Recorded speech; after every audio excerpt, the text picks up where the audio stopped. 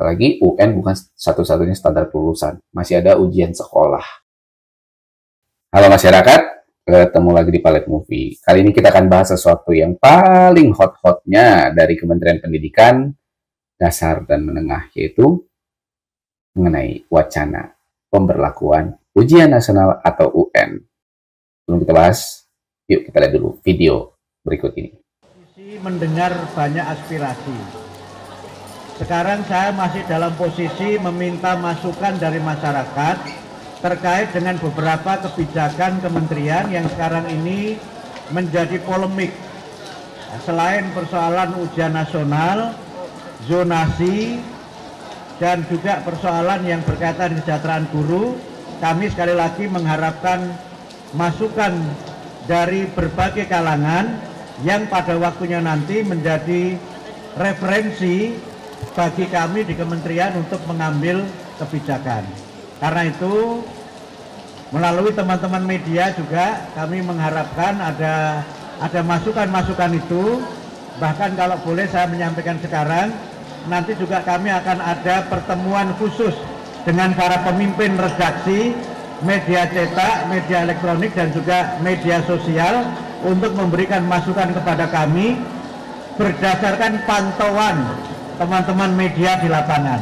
Jadi ada kajian yang bersifat akademik teoritik dari para pakar pendidikan, ada juga nanti masukan dari para penyelenggara dan pengambil kebijakan.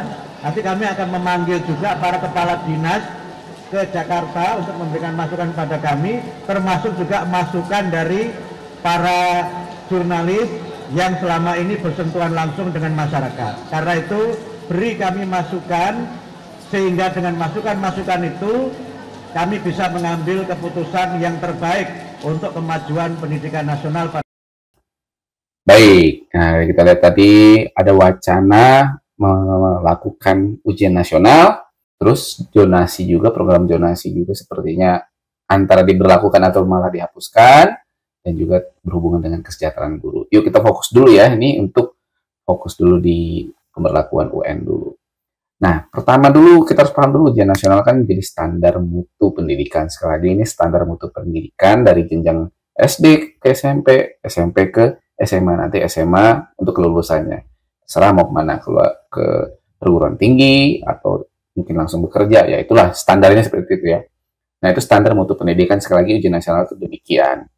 Kenapa waktu itu dihapus? Ya kita masih ingat keadaannya waktu itu ada situasi force majeure yang mana ada COVID dan situasi sekolah yang harus online dan juga bagaimana caranya bisa untuk ujian nasional karena keadaan anak-anak juga belum maksimal untuk proses belajar mengajarnya juga, dan gurunya juga belum siap juga pada saat itu. Jadi segala macam akhirnya diberlakukanlah pembatalan atau penghapusan ujian nasional. Nah kembali sekarang diminta lagi. Kenapa? Ya banyaklah alasannya. Ada yang bilang tadi karena anak-anak jadi kurang motivasi belajarnya, jadi tidak ada yang nakut-nakutin. Kan aneh ya, masa pendidikan itu untuk menakut-nakutin, padahal pendidikan itu untuk mencerahkan. Ini alasan yang kurang baik ya menurut saya ya. Lebih ke arah seperti gurunya kurang kreatif jadinya ya, kalau saya melihatnya begitu. Kalau untuk yang dari luar nih, katanya dari Eropa ya, itu beberapa universitas tuh udah seperti bukan memblacklist ya, pokoknya kalau lulusan dari Indonesia itu mereka harus mengadakan tes khusus lagi, tidak lagi dengan pakai nilai rapor intinya. Kenapa? Karena standar ujian nasionalnya nggak ada gitu. Jadi nilai rapor itu dianggap mereka seperti ya tidak murni mungkin ya. Nah itu mungkin ya dari Eropa, sehingga mereka butuh standar nilai secara menyeluruh. Nah standar nilai menyeluruh yaitu pakai ujian nasional. Sebenarnya kalau masalah ujian doang kan bisa aja ya lewat pakai nilai. Kalau ada yang mau keluar negeri, ya udah ikut aja tes UTBK kan gitu. Tapi kan yang dilihat bukan masalah nilai secara skor itu, bukan. Yang ternyata yang mau dilihat sama Eropa, mungkin beberapa kampus-kampus di Amerika juga melihat, pengen tahu nih standar mutu pendidikan Indonesia di tahap mana.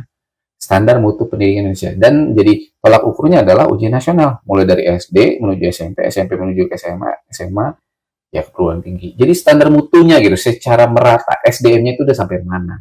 Jadi bukan skor nilai dia nanti pas mau masuk perguruan tinggi negeri doang.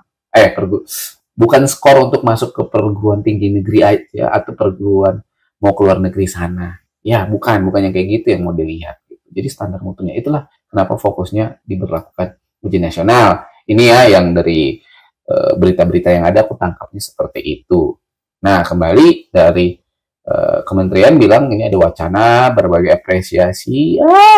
Itu alasannya juga mereka melakukan mencoba untuk mengkaji kembali dilakukan nggak nih ujian nasionalnya. Dan tadi ada dari penyelenggara dulu ya, contohnya dari kementerian sendiri sedang mengkaji itu dengan tim ahlinya, kemudian dipanggil juga nanti kepala dinas di lapangan, bagaimana keadaan di lapangan, dan paling penting juga ada melibatkan jurnalis redaksi ya. Pokoknya kan jurnalis ini kan paling termasuk yang paling bisa menyusup nih ke masyarakat, bagaimana sih situasi di masyarakat terutama untuk pelaksanaan ujian nasional selama ini, atau selama ini tidak melaksanakan ujian nasional, gimana nih keadaannya. Itu kan bisa diliput ya sama media atau redaksi, sehingga mereka juga menghimbau. Ini suatu hal yang positif ya sebenarnya dari kementerian ini, mencoba merangkum semuanya dari berbagai sudut pandang supaya nanti apabila keputusan ini diberlakukan ya tentunya dengan kebijakan yang terbaik ya.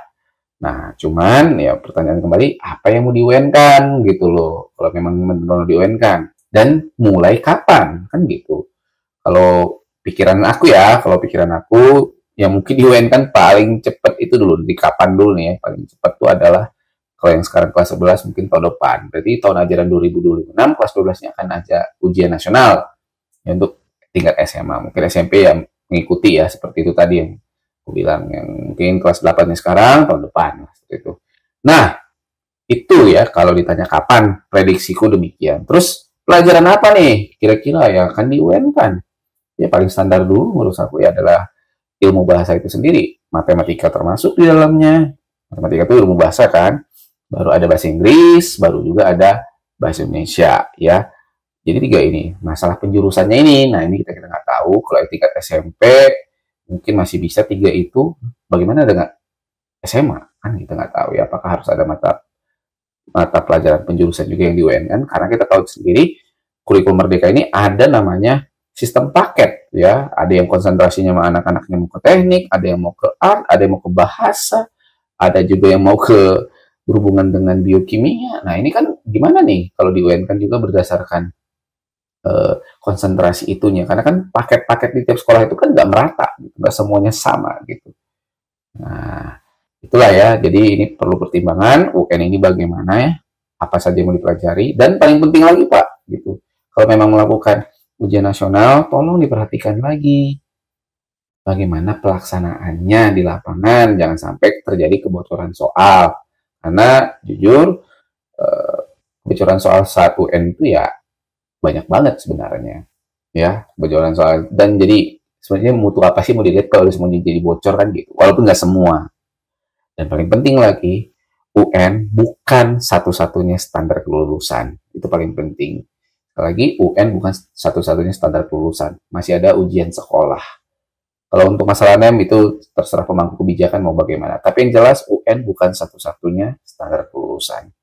Sekali lagi, silahkan memperlakukan UN ataupun tidak pun silahkan. Yang terpenting anak Indonesia jangan jadi korban lagi ya Pak ya.